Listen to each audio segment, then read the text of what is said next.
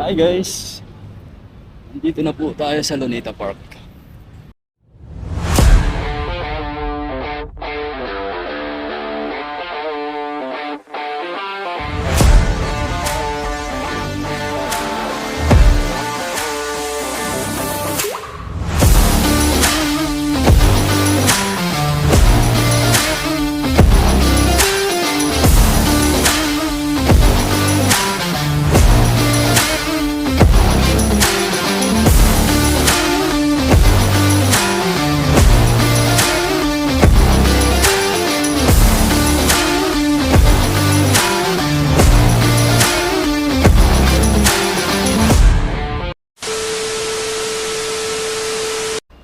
Hi guys, Sunday pala ngayon at naisipan kong gumala dahil sa tagal natin sa Maynila, puro na lang trabaho ang ginagawa natin.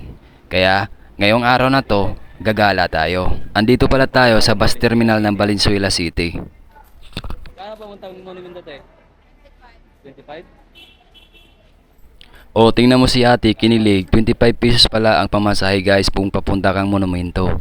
At dahil may ticket na tayo, tara hanapin na natin ang bus na sasakyan natin. Kaso pagdating ko guys, punong-puno na talaga siya kaya wala na tayong magawa kundi standing position na tayo. At maya maya guys ay aalis na ang bus kasi puno na siya. At nandito na po tayo guys sa footbridge ng LRT1 Monumento. Aakyat na po tayo para kumuha tayo ng ticket para makasakay na po tayo ng train. At nandito na nga pala tayo guys sa ticketing booth. Kailangan natin pumila para makakuha ng ticket. Maghintay lang tayo na matapos yung nauna sa atin bago tayo kukuha. At dito na nga guys, kukuha na po tayo ng ticket habang si ate naka-smile sa atin. Kaso hindi niya marinig yung mga sinasabi ko kasi may nagtatanong din sa likuran ko kung vlogger ba daw ako. Kaya nalilito tuloy si ate kaya sinasabi ko sa kanya sayuin ako pupunta. At dito ko pala nakilala si Kuya Albert, siya po pala yung nagtatanong sa likuran ko kung vlogger ba daw ako kanina. Isa din pala siyang vlogger at tattoo artist sa kanila, galing pa pala siya ng Pampanga na pa-check up sa sakit niya. Nahihiya talaga ako sa kanya kasi gusto niya malaman kung anong channel ko. Kaya binigay ko na lang sa kanya ang channel ko kahit nakakahiya, mukhang mabait naman siyang tao eh. At pagkatapos nga namin mag-usap ni Kuya Albert ay iniwan ko na siya. Dahil paparating na yung train na sasakyan namin. At dito nga guys, marami na naghihintay na hihinto ang train para makasakay na sila. At dito na po nga tayo guys, bumaba na po tayo ng UN Station dahil dito na po yung pinaka-last nating stop. At syempre kailangan muna nating maglakad ng ilang kilometro para makapunta doon. Hi guys! Nandito na po tayo sa Luneta Park.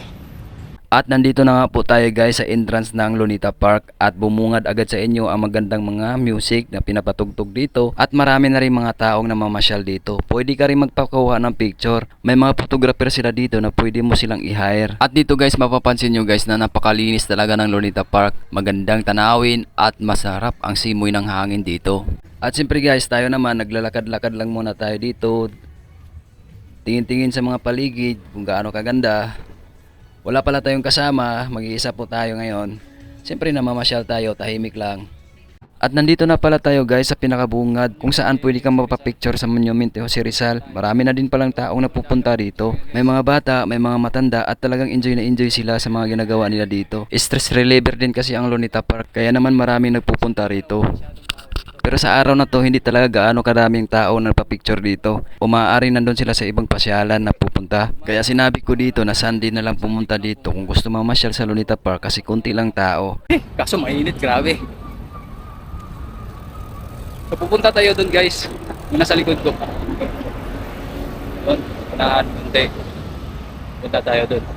So marami pang ano eh. Naisipan ko palang tumawid doon sa kabila dahil gusto kong puntahan natin yung pambansang hayop natin na kalabaw. So nandito na po tayo guys at nasa pinakadulo pala siya ng Luneta Park nilagay. At dumaan pala ako sa area na ito, napakaganda dito guys. May mga tao din dito na sila kumakain, nagpipiknik. Kulay birthday yung mga punong kahoy, naglalakihan. Dumaan din tayo sa bahagi na to, napakaganda din dito. Kaso lang hindi ko alam kung anong pangalan dito na area na to. May center of attraction din dito, yung nasa gitnang monument. Malawak din yung paligid at napakalinis. Tahimik dito, marinig mo yung mga huni ng mga ibon. At dito naman sa pader na to, dito nakalagay ang pinakasikat na nobela ni Dr. Jose Rizal na Mi Ultimo Adios. Nakatranslate po ito sa Tagalog, English at Espanyol. Dito naman makikita ang mga larawan na napapakita ng mga ginagawa ni Jose Rizal noong siya ay nabubuhay pa. Dito naman sa area na to ay ang firing squad na simbolo ng pagpapakita ng kamatayan ni Dr. Jose Rizal noong kapanahunan niya noong siya hinatulan ng kamatayan. Marami din pumupunta dito at kumukuha ng mga larawan sa mga monument na ito. At bago ako umalis sa area na ito, naisipan kong maglaro sa mga bato na kahilira sa area na ito.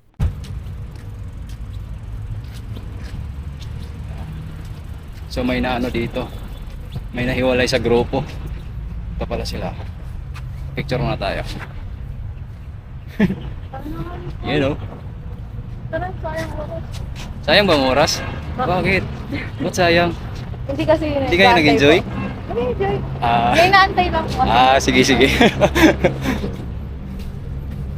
Sayang daw ang oras, sabi ng babae. Sabi ko naman, bakit? Oh.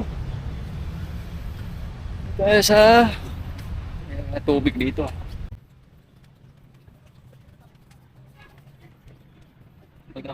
Pupunta tayo dun sa ano, yung sa Chinese, yung bahagi ng Chinese dito. Meron dito eh. Nakalimutan ko lang kung saan yung banda. Pero pupuntahan pa rin natin.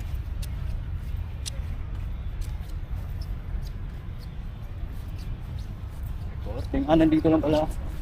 So magkaiba dito pala guys. May side kasi dito na para rin sa mga Chinese. So pupunta tayo dito. Dito na tayo. So nandito tayo sa entrance. Gumabasa ko ano to. Basta Chinese to.